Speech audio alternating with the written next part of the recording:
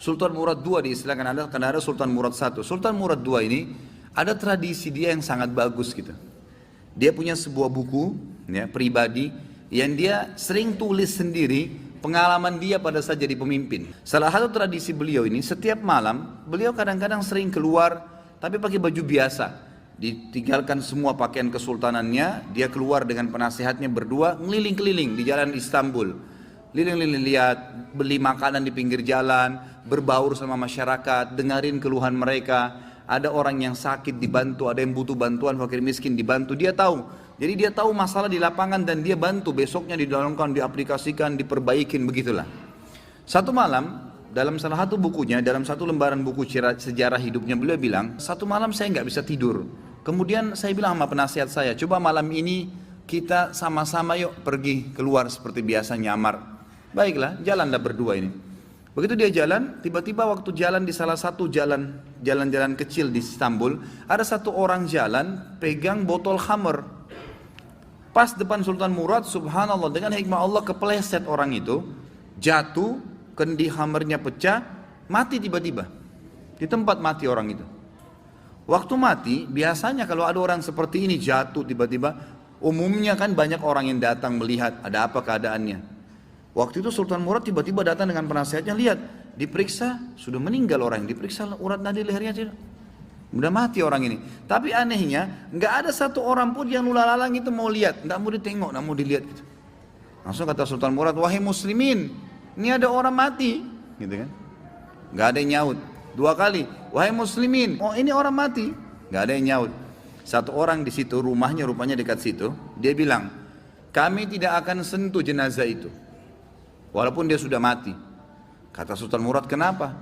Dia bilang, tidak anda lihat, dia pegang khamar, orang ini fasik, ahli maksiat, setiap malam zina, setiap malam mabuk. Kami nggak mau sentuh jenazahnya, kami nggak mau. Kata Sultan Murad, tapi kan dia dari kaum muslimin. Kalau kalian tidak mau mengurus jenazahnya, tunjukkan saya di mana rumahnya, biar saya yang bawa ke rumahnya. Ada beberapa orang, ringkas cerita, membantu Sultan Murad datang ke rumahnya. Diketok pintu, dibuka, istrinya lihat suaminya meninggal, nangis. Seperti umumnya biasa wanita, menangis, kemudian masuklah. Yang lain ini orang-orang yang tadi nunjukin rumah itu sudah pulang semua, tinggal Sultan Murad sama penasehatnya. Duduk depan jenazah ini, istrinya nangis. Kata Sultan Murad, saya mau tanya, kenapa waktu tadi suami kamu jatuh, mati ini, nggak ada yang mau lihat jenazahnya, dan tersebar isu di tengah-tengah masyarakat tadi, mereka nggak mau sentuh ini karena dianggap suami kamu ini fasik, setiap hari zina, setiap hari mabuk. Sultan Murad kaget waktu istrinya tiba-tiba berhenti nangis, langsung dia bilang, saya udah tahu orang akan nilai begitu suami saya, tapi perlu anda tahu, suami saya ini bukan pezina, bukan orang mabuk. Sultan Murad bilang, bagaimana bisa? Jelas khamar di tangannya dia, kendinya pecah, saya lihat. Dia bawa khamar, dan orang ini bukan satu dua orang memberikan kesaksian, tidak ada satupun orang yang mau bantu jenazahnya. Dia bilang, iya, saya perlu berikan kepada anda kesaksian. Kata istrinya, suami saya ini orang sangat saleh, luar biasa ibadahnya kepada Allah, pada saya dan anak-anak baik, dan dia juga sangat dekat hubungannya dengan Allah. Sholat malamnya nggak ketinggal, kalau siang hari puasa, sedekahnya bagus. Tambah kaget Sultan Murad, bagaimana ceritanya? Dia bilang, suami saya ini punya satu usaha di tengah-tengah kota sini. Setiap hari hasil bisnisnya dia dibagi 3 keuntungannya. Sepertiga dibawa pulang ke rumah untuk saya pakai makan dan minum untuk anak-anak saya. Sepertiga lagi, sepertiga keuntungan diberikan botol khamr, berikan minuman keras. Dia bawa pulang ke rumah, dibuang di WC. Dia nggak minum, dibuang di WC. Terus dia bilang apa depan saya, kata istrinya, itu yang berikan kesaksian. Setelah dia buang, dia bilang, segala puji bagi Allah, minimal membuat saya ya mengurangi orang muslim yang mabuk hari ini. Terus sepertiga lagi yang tersisa, dia datangi tempat perzinahan, lalu dia bilang sama yang punya tempat perzinahan, ini berapa orang wanita di sini pezina? 10 orang. Berapa bayarannya kalau perempuan satu malam sampai besok pagi dibayar? Kata si punya tempat, sekian. Dikasih sama dia, sepertiga untungnya nih, 10 orang ini semua saya booking malam ini, tutup tempat kalian. Ini sudah milik saya, sudah dapat uang kan? Gak ada perzinahan, tutup. Dia pulang ke rumahnya. Orang pikir waktu dia masuk ke kios khamr, beli khamr, dia minum. Orang pikir waktu dia masuk tempat zina, dia berzina.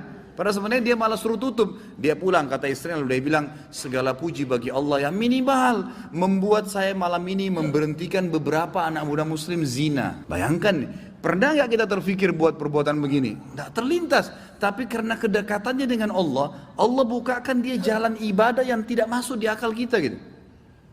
Lalu istrinya bilang, saya pernah bilang sama suami saya, kalau begini perilakumu, kapan kamu mati, nanti jenazah kamu nggak diurus sama kaum muslimin. Ternyata terjadi, kata istrinya. Jenazahnya nggak ada yang urus. Tapi waktu itu suami saya sempat senyum. Dan suami saya bilang, tenang aja hai istriku. Kalau saya mati, yang sholati saya nanti khalifah, sultan, penasehatnya, dan juga seluruh ulama Istanbul. Sultan Murad waktu itu menangis lalu mengatakan, suamimu benar, saya Sultan Murad, Khalifah Muslimin, saya akan urus jenazah suamimu. Sama ini penasehat saya akan sholati dan saya akan undang seluruh ulama di Istanbul untuk mensolatinya. Kedekatan diri seseorang pada Allah, Allah akan bukakan kita di lini-lini ibadah yang kita tidak sadar gitu, tidak sangka gitu kan.